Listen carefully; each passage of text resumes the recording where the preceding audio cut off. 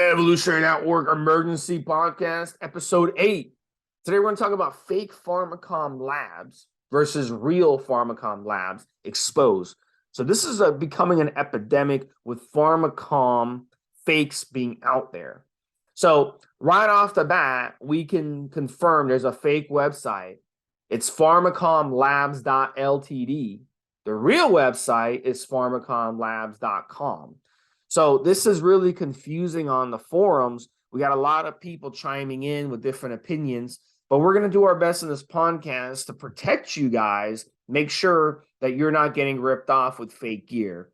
And fake gear is really, really bad. It can make you sick. It can put you in the hospital. It can put you in the emergency room. Worst case scenario. Best case scenario, you just wasted hundreds of dollars on fake gear for nothing. And you busted your ass the entire cycle, and you're like, why am I only up 1 or 2 pounds the entire cycle? What the hell? But it turns out you're using fake gear. So, we've all been victims of this in the past. There's no excuse today to be using fake gear with all the information we have. But as long as humans have walked the earth, there's always been people, a small percentage of people, I believe, even 1% or less, that want to scam others. And it's a real shame, but we're going to expose these motherfuckers as much as we can on this podcast. So I'm bringing in Mobster. Mobster, why do people do this? And what are your thoughts on protecting yourself? It's greed, pure and simple, Steve, most of the time. I don't think there's a person alive. In fact, this is how fucked up the fake and counterfeit industry is. I've actually just finished reading a fictional book, Stephen. In there, they talk about factual stuff. So, for example, counterfeit parts on the airplanes that we're taking to go on holiday and travel around the world in. What does that mean, guys? I mean, it means that the engine that you're in that plane might foul. That the pump that's pushing fuel to that engine might foul if it's a fake part. Same thing for the car. If you're using a company that's got fake tires, and that's what they sold you for your car. Is the rubber wraps any good? Will your brakes work? And it's just pure and utter greed, Steve. It's even, I'll tell you how bad it can get real complicated if you want to the point where a scammer can get a company in China or India or wherever to produce this part thinking it's legit. And they produced it because they think they're making it for the real deal company. And then that goes off into the West, comes to America, comes here to the UK. And again, it's a fake company tire, it's a fake company part for the car, and to the point where I give airbags on your car, guys, that don't pop out in a crash, and that's how fucked up this shit can get. Microchips for your computers, stuff that controls fake medication in hospitals, Steve, not us using performance enhancing drugs. I don't think there's a person alive now in the first world that without realizing has probably got something fake in the house. And who hasn't brought a cheap T-shirt on the beach that pretends to be Gucci, that pretends to be Chanel? Heck, I know I have. I knew it was fake because it was $5. I mean, but we're talking about here, Steve, and this is how fucked up this shit is. You are putting, in the case of AIDS medication back in the day, Steve, that was fake. We are talking about putting a product into our body. And a very simple example to this would be using a peanut oil, even if the steroid and the label, everything else was as good as it possibly could be, but using a peanut oil, and the person who's got an allergy injects that into their body and dies. So it is just greed. It is sometimes just laziness that they just literally can't be bothered putting the work in to create a legitimate product. I mean, it's just fucked up, and it comes up in the news every so often, Steve. Pre-so research for these podcast guys, where we're going, what's the difference between counterfeit and fake and licensed and pharma and all the rest of it. Sometimes it's just really, really messy. And we're dealing with, when we talk about on this podcast, 90% of our listeners, I would probably say 90% of our listeners, is doing what we call a UGO, an underground lab. But we want those underground labs to be producing as close to pharmaceutical quality products as possible, because I mean, if you go to a compound chemist, if you get your steroids on prescription, on script as we like to call it, and That's the absolute best possible way you can have steroids, absolute best possible way. But the reality of that situation is, just for example, comparing the US domestic market to the UK domestic market, the price difference is crazy high. Typically, I'll use the US market as an example, Steve. If you and I can go to a life extension clinic and get TRT, you're paying about double what you would using a reliable UGL, an approved source of the kinds that we have on our forums, double with on insurance, double in cash, getting a script from a licensed doctor in the United States of America compared to what you would with a UGL for getting what is essentially an identical product. Where it starts to get confusing, which starts to be an issue, is where you aren't getting what it even pretends to be on the label.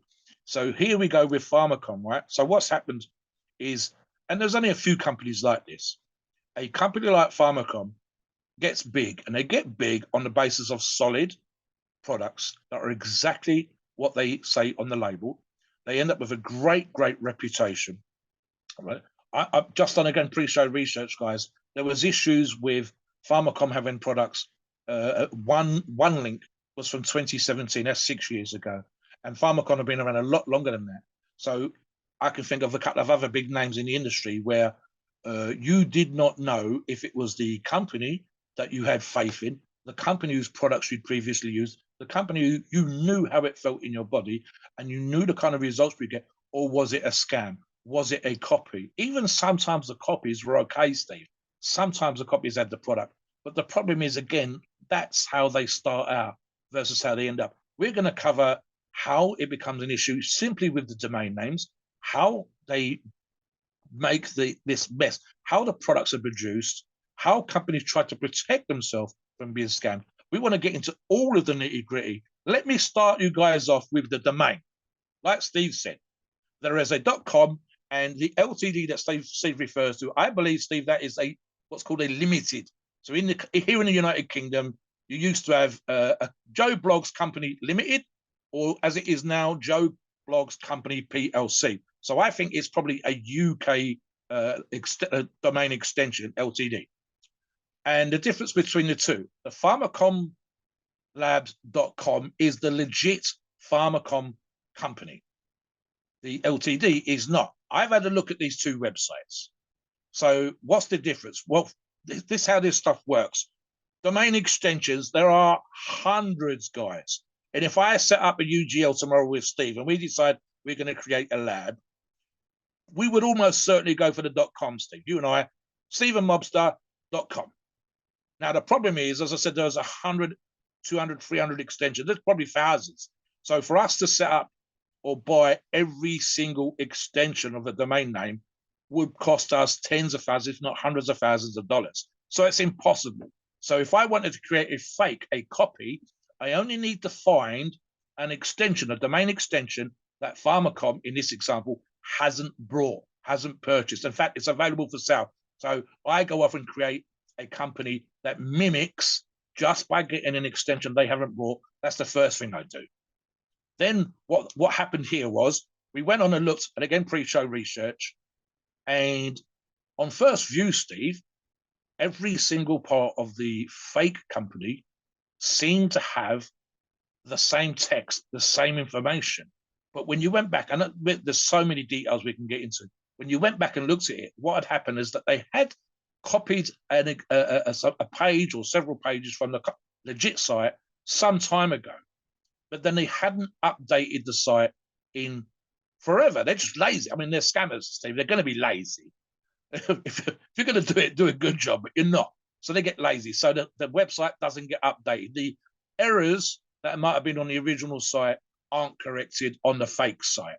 Then you've got stuff like, as an example again, the legit site will have certificates of analysis. Look at the dates. If the fake site's certificates of analysis are, like every other part of that site, not being updated, you could be looking at certificates of analysis, laboratory tests on products that were legitimate, but they were legitimate 6, 7, 8 years ago because the scammer hasn't bothered updating that product. Again, they're just lazy. They just want your money, guys. They don't care. And they're so lazy that they haven't gone back and updated the certificates. They haven't gone back and updated the lab test. So it starts to get stuff like that. Then you'll notice small differences in the layout, the person that put the website together is not the same person as did the legitimate site. So the layout's different. The font is a tiny bit off.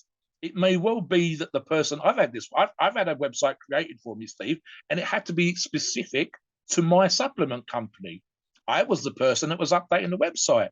So I knew it would be my style of writing. It would be how Mobster talks, the kind of phrases and stuff that I use.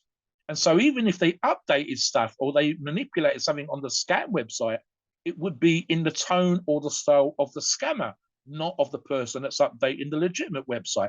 You get into all this kind of stuff. Truly, properly, I mean, I'm thinking of big name companies like Gucci and Chanel again.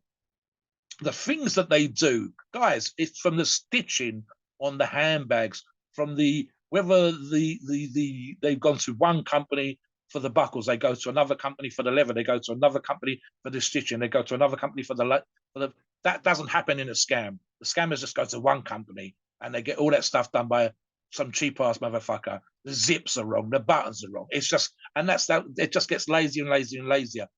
From a distance, it looks great, but up close, it's shit. But it still puts stuff in here. When it comes to steroids, I'm putting pharmaceutical. I think I want to put pharmaceutical drugs into my body to produce a result. So, I mean, I want to get into so many things. The domain is just one, Steve. You and I have touched on previous shows, and I think we should talk about this now. When we talk about how steroids are supposed to feel, Steve and I are experienced users. We haven't tried every steroid out there, but we've tried multiple steroids. So, for example, Steve, we know when a product is dosed correctly. We know exactly how we feel. I'll touch on one and I'll bring Steve in. So, for example, if I've done a story in the past, Steve, where I was given free Dynamo, and at the same time, I purchased from an approved source some more Dynamo. So I had enough to get me going, Steve, while I waited for the other stuff to turn up. Nowadays, I always make sure I've got everything on hand, and that's the advice I give out. But in those days, at that time, I got started because I've got this free Dynamo. So what happened, guys? I think I had enough to get me going for 10 days of the free stuff, and nothing happened. And I mean, literally nothing happened. I was taking 30, 40, 50 milligrams a day of the free Dynamo, and I got nothing, literally nothing. But it was only 10 days. At the end of the 10 days, or within a few days, the real steroids arrived. The stuff I purchased from an approved source arrived. I've used up my 10 days of the free product, and I go on to the stuff that's come from the approved source. And literally from Friday night, Saturday daytime, Sunday daytime, Monday morning, I put on £4, £1 a day in 4 days of the legit approved source Dynamo. That's how quickly I respond. Every single Dynamo cycle I've ever done, always with between 30 to 50 milligrams per day. I typically put on £10, and a lot of that is water, guys, in 10 to 14 days. And I kind of hold that to the end of the cycle. Now, me retaining muscle tissue after that comes down to my PCT, tweaking my diet, my training, and so on. But I know how I'm going to respond. So I know that I've taken fake product and nothing's happened. I know how I feel on 30. I know how I feel on 50. I know what I'm going to get on cycle. And that's great for me when I'm training for strength competitions or whatever, Steve, because it means I know specifically how much weight I'm going to put on, what my power is going to be like, how much my strength's going to increase, and so on. Talk about the difference. And I think you touched on this in other shows. The difference for you with a product that you've done that was not legit, and how you felt, and how that, you know, from that experience exactly how you're supposed to feel with legit products. Yeah, so I'll give you an example. Bare Primobolan. Back in the day, 10, 15 years ago, everyone said, Bare Primobolan is the best. Always go with Bare. The people who were saying that were kind of the old school guys who had used Bare Primobolan 10 years prior. So we're talking 25, 30 years ago even. So back in those days, you'd go and you order a Bare Primo online. You didn't have to worry about it. But what happened in the next 10, 15 years, now you can go down to Home Depot or Office Depot or Staples or any of these other places, office supply stores, and you can buy a $500 or $1,000 printer that prints actual labels that look professional. So you can basically take that Bare label and copy it. If you know anything about computers, it'll take you maybe, half an hour or something. And then you could print it out on a printer and then slap it on a vial of fake gear. and then sell it as Primo. You're selling it not just as Primo, but Bare Primo. And we've seen guys over the years get busted for doing exactly this, where they would copy the actual pharmaceutical company name, and they put it on labels and start selling it around, and they get greedy, they get too big, and then that's when they would get busted, because their own greed would cause them to get busted. So that happens, and we've seen this with some of these guys on social media and stuff. They actually show their face on social media, and they show themselves taking steroids, and they show themselves selling steroids on Instagram. And it's like, dude, what are you doing? Are you that fucking stupid? Like, you're basically inviting yourself to get caught. But the people who end up buying those products from those people, those are the ones who end up being the victims of that scam. And this is exactly what's happening here with Pharmacom Labs. Pharmacom Labs got really big. They got a really good reputation for their gear. And then now people want to copy their products. So for me, I ended up buying this Bare Primo, and I spent like, over $1,000 on it, right? And it ended up being fake. So I just went for 12 weeks, and I was running my cycle, and I was like, I'm not seeing any changes. I'm not seeing any differences. And, I'm like, something is wrong here. And then come to find out a few years later, a lot of other people who ended up with Bare Primo would have the same experience. So then you can't even trust the Bare Primo you're buying online anymore, and and that's when it got real. It's like, wow, these people, instead of putting in their energy to going and get an education, going into the medical field, producing steroids for pharmaceutical companies, being chemists, doing all this stuff, they are so evil that they're going to put in all that effort just to scam others. And I just don't understand it. But again, there's just a small percentage of sick psychopaths in the world who just, instead of creating, like Mobster was saying, a nice brand of purse, a nice brand of clothing, a nice brand of shoes, whatever, instead of doing that and launching their own company, and making an honest living, they want to just put in all that effort to produce fake stuff and pretend to be another brand just to make some money. But long term, that's not going to be sustainable anyway for them. So it really is a shame that people like this are out there. So you really have to be careful and make sure that you're using legitimate gear. So right off the bat, blood work is your friend. Blood work can detect legitimate blood testosterone, for example. If you're running testosterone, I'll give you an example. Let's say you're running 500 milligrams a week of testosterone. Wait about 4 weeks when you're on the testosterone. Wait for it to build up in your system where it's peaking. Then you can go get blood work done. So if you go get blood work done and you're running 500 milligrams testosterone, your numbers should be around 8 times that.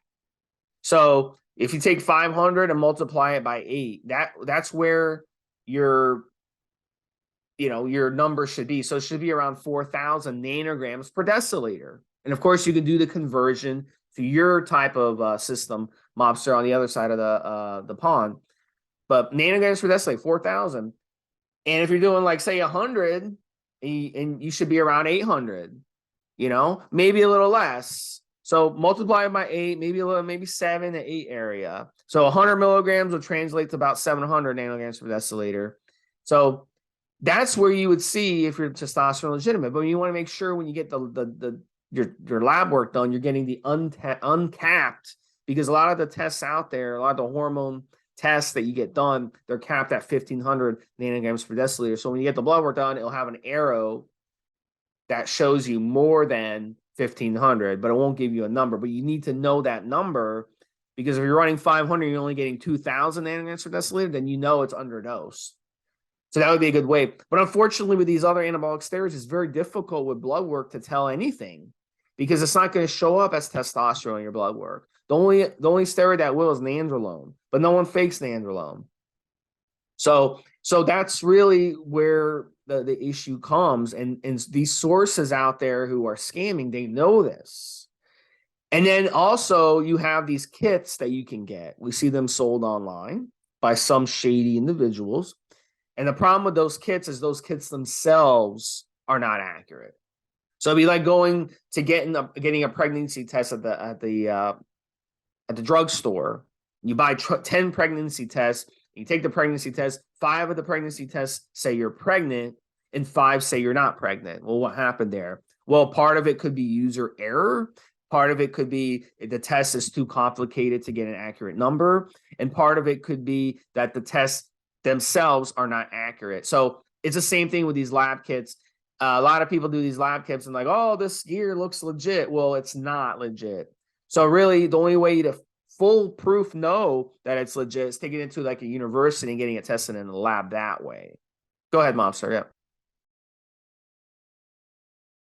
Let me give you a real simple example of how fucked up the shit can be and how dangerous this shit can be. Let's imagine, guys, that you have an allergic response to certain ingredients, and a great one in a fake anabolic, and I mean a scammed anabolic, because we are talking about a grey market here, guys, just to be slightly confusing, would be using nut oil.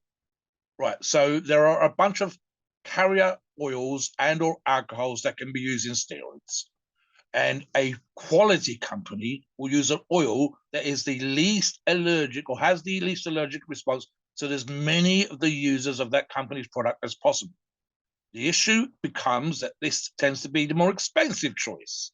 So a scammer that is trying to copy a company's solid ass, let's use testosterone in Anface, for example, these Steve, or Cipionate or whatever, has got actual testosterone in Anface or actual testosterone Cipionate in their scam product, but they've used a nut oil, one that in the few percentage that are allergic to nuts, and I'm thinking specifically peanut oil, obviously, guys, is potentially absolutely no potential about it, Steve. That's motherfuckers could die. Literally, you could have a product that's on point with the right dosage milligrams of the actual raw steroid ingredient added, but in a cheap ass peanut oil. And someone who's allergic to peanuts takes that and injects peanuts. They're not eating it. They haven't gone to a restaurant. They haven't accidentally consumed it. They've injected it because they trusted the company's product to be on fucking point with the steroid, and they've literally injected this stuff into their muscle, and they could fucking die. I touched on the idea earlier on of fake medication where people with AIDS, with HIV, were buying stuff, and hospitals were going to what they thought was an approved company, license and so on and so forth, and they literally were spending thousands of dollars per month to try and stay alive, and were using pharmaceutical products that had no active ingredient in. Never mind something could out and out kill you, give you an allergic response. Anybody that's got a proper full-blown nuts allergy, their throat swells up, Steve. They cannot breathe. They get sort of, they swell. They get rush around the face. It's all like the worst kind of beetroot face thing going on, and they've literally, the throat expands to the point where the amount of oxygen, the amount of air they can pull in is minimal. Now, if you've actually taken it and injected it into your body, that's number one, right? Number two would be, like Steve and I talked about earlier on, using a product and knowing exactly how it feels. So what happens? And this is in legit companies, Steve.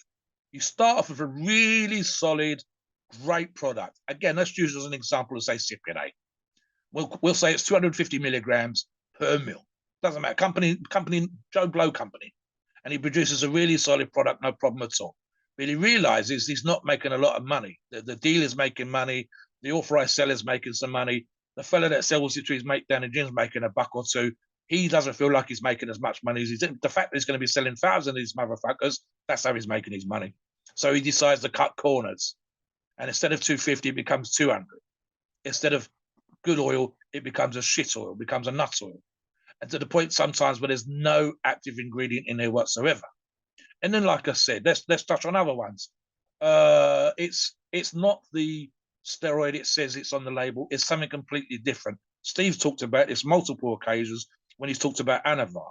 And he says when it comes to oral steroids, the most faked oral steroid is probably Anavar, because the raw ingredient is kind of expensive to produce. So you're as likely to get in a scammer, Debo, or something else as your Anavar. I've had Anavar made for me back in the day. I've had Anavar from approved sources. I've had Anavar from a company like Pharmacom. I know exactly how I'm supposed to feel. I know exactly what I'm supposed to get. And again, that company's built its reputation for a long ass time. And they do that to the point where there's no point in faking it. There's no point in underdosing it, because their reputation has been built on years and years and years of tens of thousands, if not hundreds of thousands of sales. They want you to come back. This is the thing I never understand, Steve, when it comes to the profit thing. If you're in this, you should always be in this business for the long haul. Because if you are, your reputation is your name. What you're producing is what gets you repeat business. I don't need to go to an approved source and buy tens of thousands of dollars at a time because I know today it's good, but tomorrow it might not be, because I can go back and buy 500 again and 500 again and 500 again on repeat basis, because I know every single time I use that source, I'm going to get a solid product. The problem here is that someone else, as we will say here in the United Kingdom, Steve, has taken a fucking piss. What I thought was Pharmacom wasn't. So if I don't even know which company I'm buying from, how the hell do I know what I'm getting? What if I think it's a great company and I've recommended it to my buddies, and my buddy says to me, Steve, can you get some? Mobster, can you get me some? Yeah, sure. I'll buy myself some this month. I'll get you some as well. So he'll sort me. He'll weigh me up after, Steve. He'll pay me later. So I'll get myself $500 worth, and I'll go and get my buddy $500 worth. So now I'm out $1,000. And it turns out that I wasn't even buying it from the right company. I was buying it from someone that was completely fake. And then not only is it completely fake in the domain name, it's not the people that I thought I was buying it from. What the hell have I got in my hand? I can't sell this to my buddy. I can't sell my buddy at least $500, because now I just realized I bought this fake stuff. I want to touch on now literally the lengths that scam companies will go to. I have here in my library, Steve, some of the anabolic reference books, well, specifically one, and I'm old enough and I've been around this game a long enough time to see some of the stuff that William Llewellyn was producing. So he does this great encyclopedia. They're very expensive, guys. You can download it now, but back in the day, I'm old school. I've actually got the physical book. And most of the book, Steve, is made up of product, what it's supposed to do, all the different steroids that have ever existed that Bill could get the information on, and anabolic, androgenic references and ratings, and so on and so forth. But a good portion of the back of the book was the how to work out if it was a legit or fake product. So let's use this example again. On my desk here, while I do this podcast, is a pen. It looks like, it's done a bit of fun, Steve. It looks like a spanner. Let's say that it comes from a really nice company. So the box that the pen comes in could be fake. The label could be fake. The number of the batch of those pens that were produced could be fake. There could be a scratch panel that is just printed on. So it looks like a scratch panel, it isn't. The batch number could be the same again and again and again. So what should happen, and what even a good UGL would do, the same as a pharmaceutical company. Why do pharmaceutical companies batch and codes and numbers and scratch and holograms and all the rest of it? Well, firstly, they know there's a lot of scammers out there. Batch numbers means that if there's actually an issue with a batch, and this has happened a few times in the last 20 or 30 years, and I think specifically of the amino acid tryptophan, where the company that was producing this, I believe it was in Korea, Steve, produced this huge batch of, I think it was 1,000 kilograms of the amino acid tryptophan, but they hadn't cleaned out the vat that they produced it in properly. It had to be completely sterilized between batches, and they fucked up on one batch. Now, 1,000 kilos of amino acid is a shitload. It's a metric ton, 2,200 pounds. But people are only using 100 milligrams, 300 milligrams, 400 milligrams at a time. So this went all over the world, Steve. And because they hadn't cleaned out this one batch, 27 people died. But they could work out which batch it had come from because of the numbers on the boxes, because of the numbers on the bottles that the amino acids came all the way across from Korea or wherever it was made to the United Kingdom, to America, to Europe, wherever else. That's the reason why we have these batch numbers. So you can say if there's a problem with a batch, if we messed up on the dosing, are there any health issue? That's why pharmaceutical companies do it. And if they don't do it, they have to do it by law. The same thing applies to steroid companies. We want to know, can I check this batch? If I'm spending, for example, Steve, $500 on growth hormone was notoriously copied back in the day. So I wanted to be able to get my box of my growth hormone and scratch that number off. I wanted to be able to see underneath a batch number, and I wanted to be able to go to the legit company and put that number in there and say, when was it produced? Was it produced 5 or 10 years ago? Well, I don't want its growth hormone, Steve. I want it to be produced in the last 12 to 18 months at the most. Has it been stored properly? When it was sold to me, was it in the back of a van? Was it, did I go to some vague warehouse? Was it super hot in there? I want legit. We're talking about peptides, so it needs to be kept in a cool, in a dark place. Did the box arrive all crushed? What about the printing? I've seen boxes, Steve, fake boxes where the ink literally rubs off with your hand because they've used cheap inks. The scratch panel is literally just grey ink printed onto the box. You can't actually physically scratch it off. The hologram is just foil. It's not an actual hologram. And if they're doing that with the boxes, what the fuck is inside? Talk about some of the stuff that you've seen, Steve, for whether it's different boxes, printing, whatever. Oh, I've seen so much over the years. Back in the old days on forums, people would post the pictures and they'd be like, is this fake? Is this fake? Is this fake? And people would actually chime in and say, yes, it's fake. No, it's not fake. But now it's really hard to really tell because if their hologram is in a certain spot, yada, yada, yada, you're not going to be able to tell. But that second step verification that you mentioned is a great way for sources and brands to protect themselves. And that's what really gets these companies in trouble, is that they don't really protect themselves against these scammers well enough.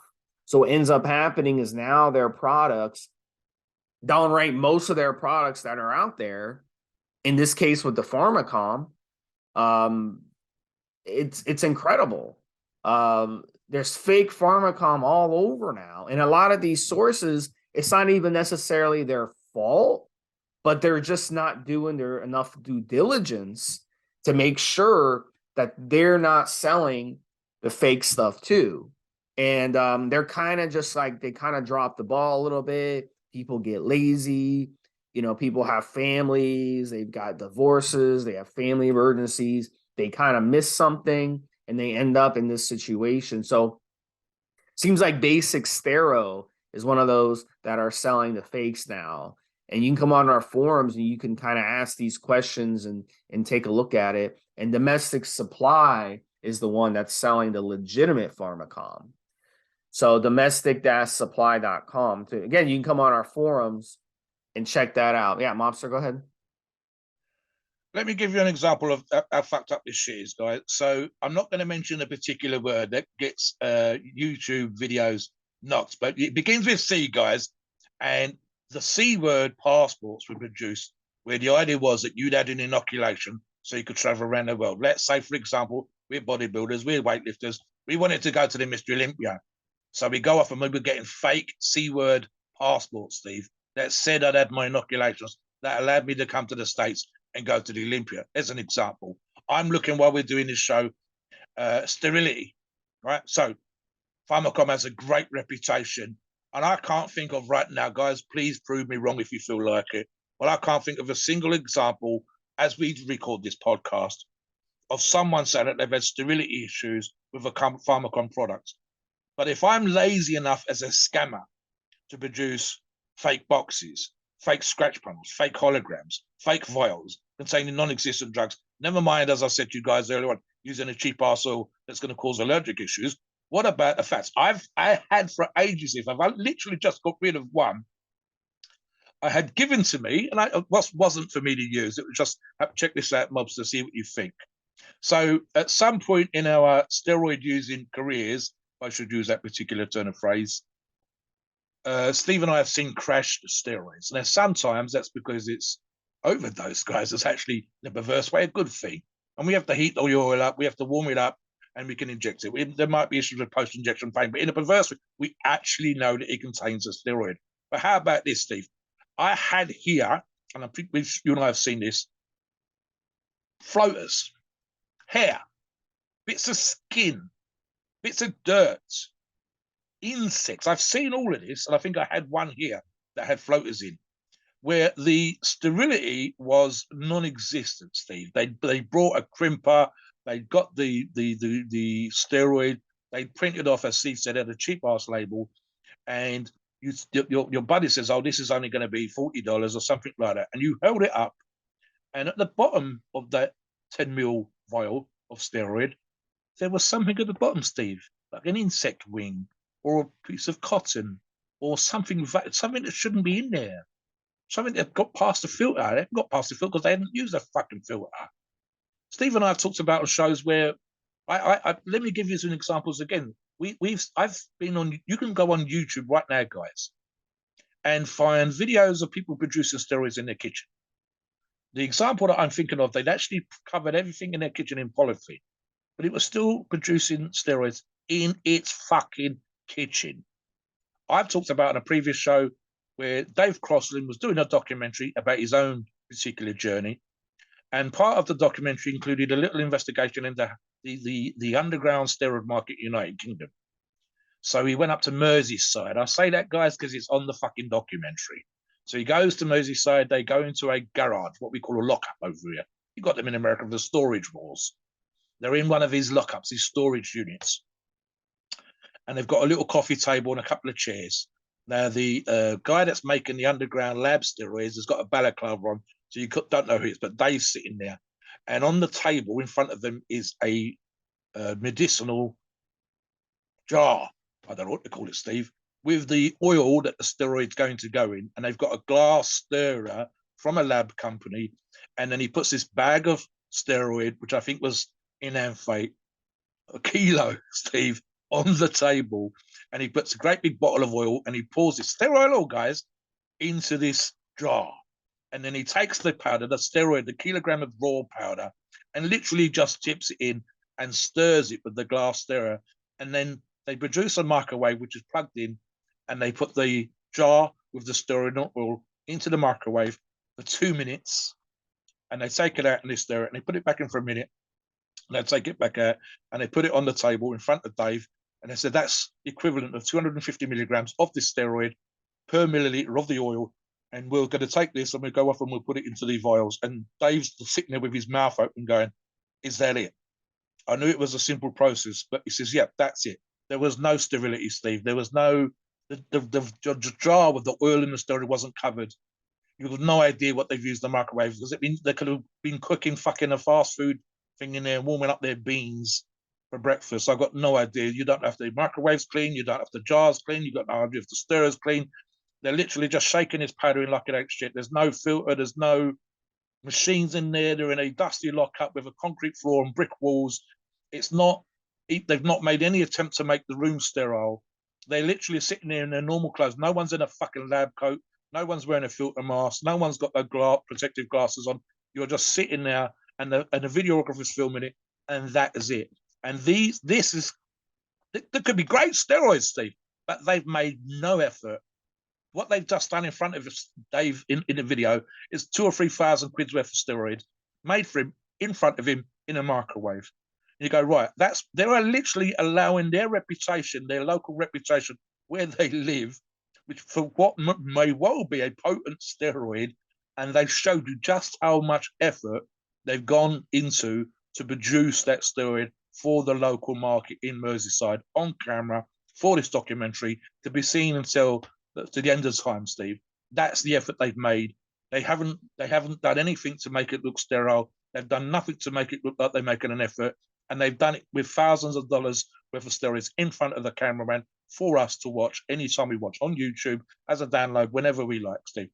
So if that's what they're doing when they know this is going to go out all over the world on this documentary, what are they doing when no one's filming? What are they doing when no one's there? How fucking lazy are they being to produce what may well be a properly dosed product with zero sterility?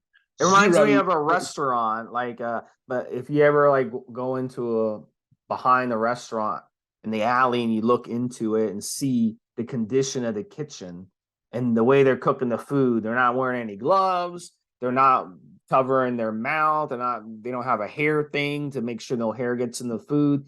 They just like walking around. They haven't even washed their hands. They go to the bathroom, wipe their ass, and they go and they start touching your food and cooking your food. And the kitchen hasn't been cleaned in years. It looks like a shithole, and there's rats everywhere, and there's roaches everywhere. That's what it reminds me of right there. And yeah, your other people are touching your gear here. They're touching your gear, and then you're putting this stuff into your body. So it's the same thing going to eating in a restaurant like that. It's just disgusting. And this is why And yeah, it's going to have an effect because you got to think about it. If you're if you're injecting gear that's like infected like this, and it's not sterile gear, then that's basically going to make your body sick, and that's going to hurt your gains, you know, in the process, because now your body has to fight these infections that you're injecting into it. And it's dirty gear. It's not going to, it's going to affect your gains for sure. So that's another way that these poor quality gear can affect your gains when you're not even thinking about it, because that's how it can do. So it's just like going out and eating restaurant food or fast food when you inject crappy gear. So it's very important to use legitimate gear and high quality gear and know what you're using for sure. Go ahead, Mobster. Yeah. If you've been around the game for 5 minutes, guys, especially when you first decide you're going to use steroids, what's one of the things that you almost certainly comes up on your Google searches or something, and you'll see it in a magazine or you'll see some sort of reference on YouTube or wherever else, it's an abscess, right? Now, there are a bunch of reasons why we might get abscesses when we use steroids. If they're our own lazy sterility, Steve, from reusing syringes, from not wiping, using alcohol wipes or medicated wipes on our butt or wherever we're injecting steroids, to again, a scamming company with sterility issues. And like I said, guys, and I touched on it earlier when I said floaters, I touched on it when I said about zapping fucking steroid production in a microwave and whatever. Okay. So trust me on this one. Any listener of this podcast and a couple of our forum members, fuck, it's only a really low percentage, Steve, who's ever had a legitimate abscess that's had to be drained, right? And again, this might be down to their own laziness, or it might be down to a scamming product. It could be either or. I would rather it be down to my laziness, Steve. I'd rather it be me that fucked up than the product, because again, we're talking about the reputation of a company.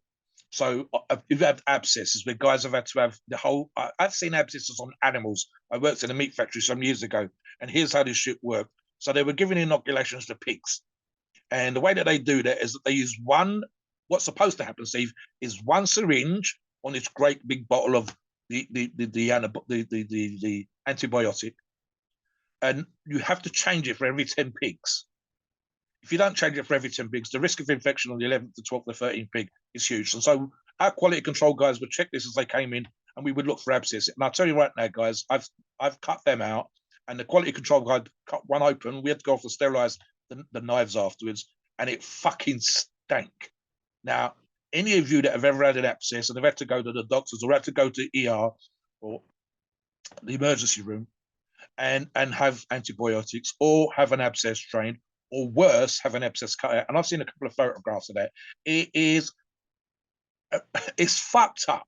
Whether it's a low-grade infection and a fever, or it's a full-on in chunks of your fucking arse, or wherever you put this fucking syringe cut out of your body. So any of you, again, this is just low-grade infection, it's cross-contamination, it's whatever. So let me go back to the whole pharmacom. So here's how this shit should work. And again, I'll just use what Steve and I create in a lab, right? What's supposed to happen, and this is what Pharmacom have done, is that they've gone out of their way to produce a high quality product. They've given an example again. They've done all the things I said with printing, with lot numbers, with holograms, with scratches, with barcodes, all this kind of stuff. They do things like changing the little color of the rubber bung that you push a syringe in. If they produce growth hormone, they've got different colors. There's things. Printing is changed frequently. All of these things are supposed to stop the scammer. And a company like Pharmacom spends years, decades, producing fucking high quality products that are reputed around. Listen, these are my top 5. Pharmacom's in their top 5. I have literally, again, pre-show research. It was in people's top 5, 6, 7, 8 years ago, Steve. They were mentioned then, they're being mentioned now. So you go, if you want to get, again, as an example, testing amphate, you had a choice of 5 or 6 companies, and Pharmacom was on that company. They've done that, and they've stayed there for 10, 15, 20 years.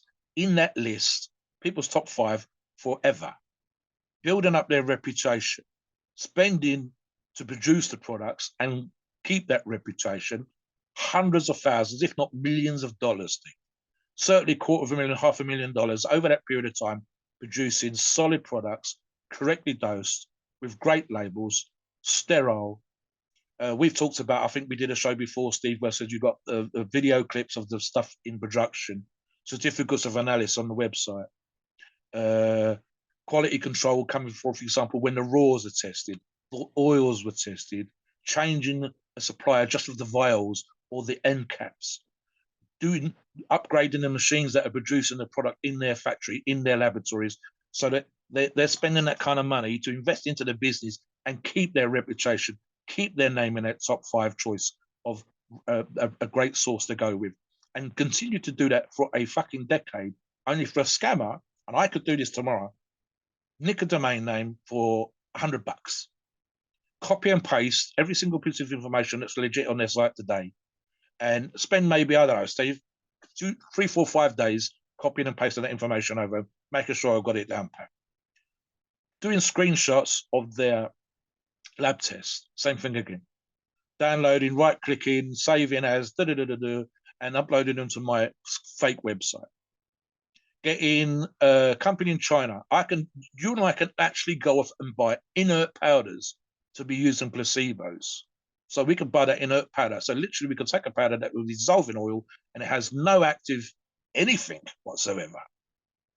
Not having lab machinery. I've seen video clips of people making ecstasy tablets in their bedroom with a tablet press. You can find that online if you want to, guys. The guy's bedroom is typical. It looks like a teenager's bedroom. So it's just a mess. And his tablet pressing these pills that you're going to put in your mouth and have a good Saturday night. What about narcotic drugs that people get high on, Steve, cut with brick dust? And I mean fucking brick dust. So again, how fucking deep down the rabbit hole do you want to get in terms of just how fucking lazy people are? If you don't have gloves on, if you don't have a face mask on, I've worked in a meat factory, Steve, with hygiene. I was health and safety rep. So, for example, if I'm producing a pharmaceutical quality product and I'm scratching my face and I'm not wearing gloves, and then I'm touching the bottles or I'm touching the ejector that's literally putting the oil into each of the vials, or my fingers are touching the caps that are going to go on, and I'm touching the oils on my face, the skin on my face. What if I've got acne? What if I've got a skin infection? What if I've got a low-grade infection that I'm immune to, but everybody around me getting something off of me in terms of that sort of stuff, like Steve said with the example of the restaurant? It just goes on. I think for me, Steve, that's really frustrating here is, if I was in that position of Pharmacom and I've spent a decade and more building up my reputation, spending the kind of money that I've mentioned earlier on, how fucking annoying is it for someone to come along and in a week produce everything that they need to produce? Like, as long as it takes for those ingredients to get to me from across the world, and they could take my business and ruin my reputation in days. Days, Steve. It's just so frustrating. What do you think on that? What's your thoughts on that? Yeah, and at the end of the day, it's a shame that you have to do that. And it's the same thing in any industry, the banking industry, hundreds and hundreds a day of scammers. Steal people's credit cards, run their credit cards. You know, as long as, like I said at the beginning of the show, as long as people are around, there's going to be people like this. Instead of doing, all their effort into making money a legitimate way, they want to make money through this way. And it's just something in there, the way they were raised, with no ethics at all and zero empathy for the people that they're screwing over. So, but unfortunately, this is how it is. So if you're a company like Pharmacom, you got to do a better job of protecting your product. You got to make sure that you can, it's easy for people to double check. You got to make sure you're active on the forums. You've got reps who are leading people the right way. I think that would solve a lot of the issue, because right now there's stuff that are all over the place, and a lot of it is fake. And it's really, at this point, there's nothing really they can do about it, And so the only thing we can do ourselves is protect ourselves and educate everybody to make sure that we're going the right direction. So hopefully, if you're unsure, definitely come on the forums. You can take a picture of what you got, and maybe we might be able to help you out and at least tell you, hey, this is fake, this is not fake. But I mean, other than that, there's really nothing else you can do. But it's a shame because Pharmacom is such a great brand. But again, you have to make sure that the source you're buying it from, that's the number one way to make sure you're protecting yourself, is to make sure that the source you're getting it from is legit. Because the source that's vetting it and making double checking it and making sure and having it tested, they're the source that's going to do the work for you. So you don't have to worry halfway through your cycle, is this gear legitimate? Is this gear not legitimate? Because it's not right. And you can end up, changing your workout or changing your diet when it wasn't even your fault. But you're thinking, oh my God, there's something wrong with my diet, there's something wrong with my workouts. But all along, it was just crappy gear all along. Go ahead, Mobster. Yeah. I'm just going to give you two more examples, Steve, of how fucked up shit can be. And then I'm going to come back to what you just said. So let me two examples. I can think of one company, and again, I'm not going to name this company, that have essentially produced what amounts to non-existent steroids. This is all quite legitimate, by the way, Steve, because they've been able to take the name of a steroid that is no longer copyrighted, and they have that on their product. They advertise in a well-known bodybuilding magazine that's still printed, and I think you know who I'm referring to. I just don't want their solicitors or lawyers banging on my door and giving me shit, even though they're a bunch of cunts. And I'll say that quite plainly on this podcast because I don't care in that particular way. So, for example, they produce a product that says on the label Anavar, and then to the right of the Anavar is a registered trademark label. And quite simply, it does not contain Anavar. In fact, arguably, they don't say that it contains Anavar.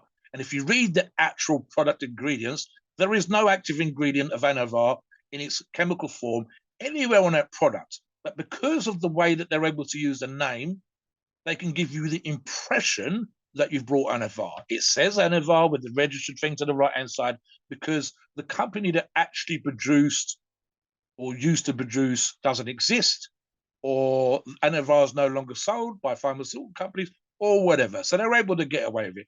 They get away with, as one more example, and I think it's probably one, is it's kind of the most fucked up in its own perverse way, Steve, homeopathic steroids.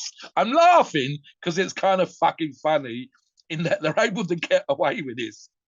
The homeopathy at its worst example, Steve, as you know, is this idea that you take, let's say, for example, the cold germ, which is actually multiple, whatever, and you take a single tiny particle and you dilute it and you dilute it and dilute it to the point where the argument actually is there's next to nothing of the active ingredient in the product.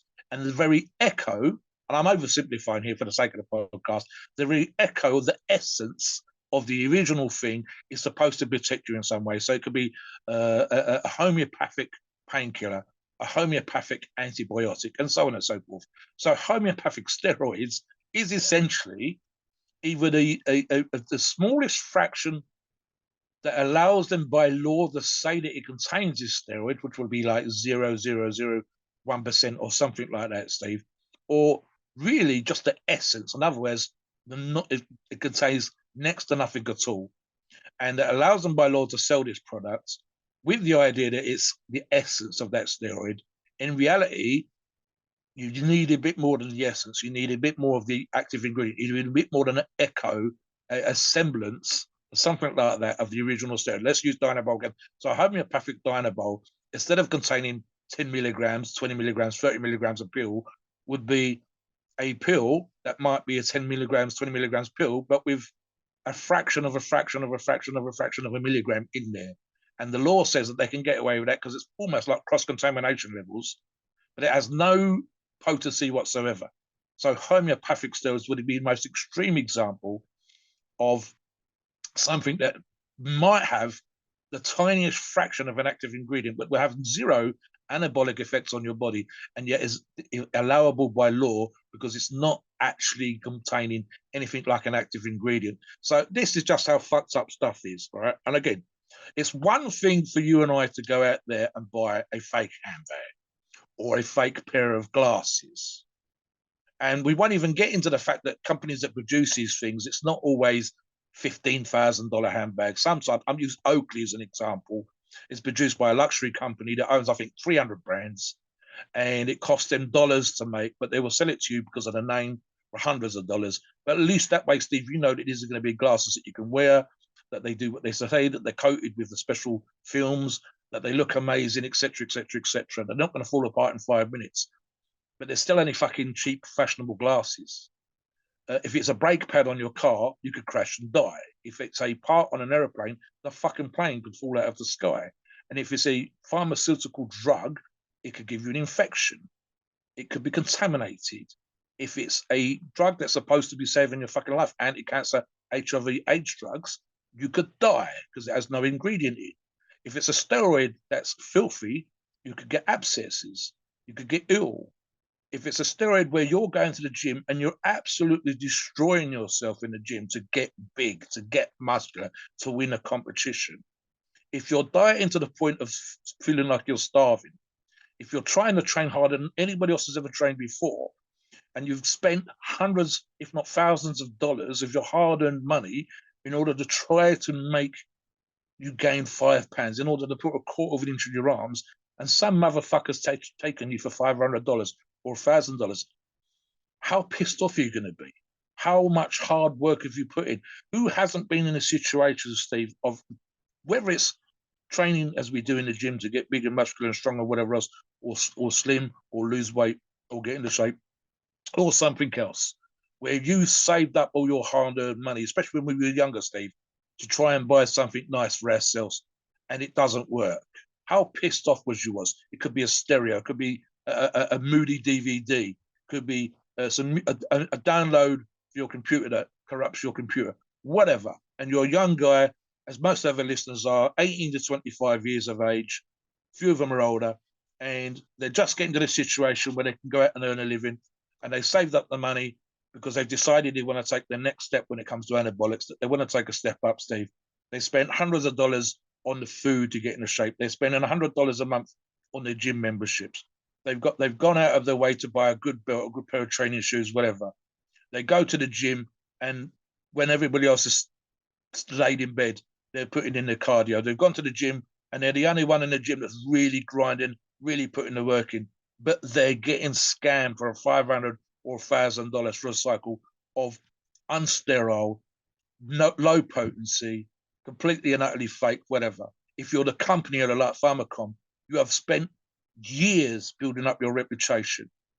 You go back and you can find, like we've done for the show, history of the company, having been an amazing reputation 6, 7, 8, 9 years ago, an amazing reputation right now, and someone can take that and ruin it. And like I said, so I want to touch on this last thing, Steve. So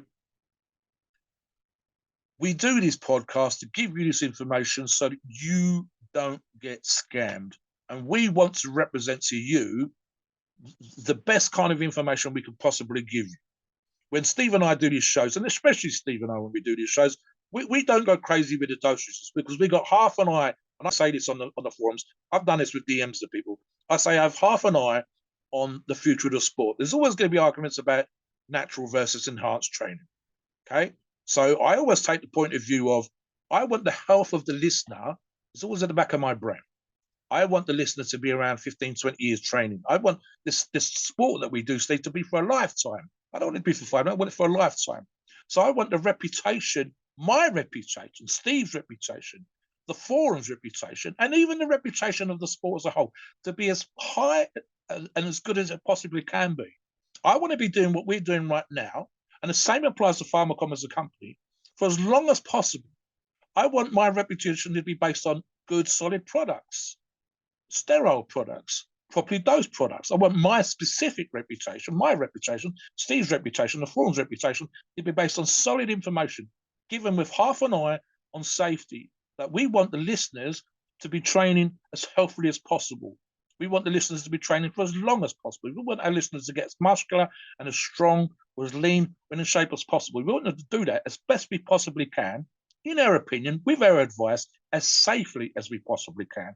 So when people come onto the forums, I want Steve and I and the forum and all the reps and everybody else and the companies that we approve and the companies that support our forums to be as solid and on point as possible. And so we get upset, we get pissed off when we find that company has scammed our listeners, scammed our forum members, provided fake ass products that the actual legitimate distributors, and DS is a great example here, Steve, I'll let you touch on that as well in a moment, they're losing business. They're supporting us, but they're losing business because someone else is scamming with a fake name and a fake company, taking business away from the guys that are trying to provide you with solid products, trying to provide you with good prices, trying to support the forums and so on. What do you think, Steve, before we finish off quickly? Yeah, at the end of the day, come to the forums, guys. That's why we do the forums. And we will do our best to make sure you're taken care of before you go ahead and spend. It's not just about the money, it's about your health at the same time. And don't put fake stuff in your body. Don't be nonchalant about it.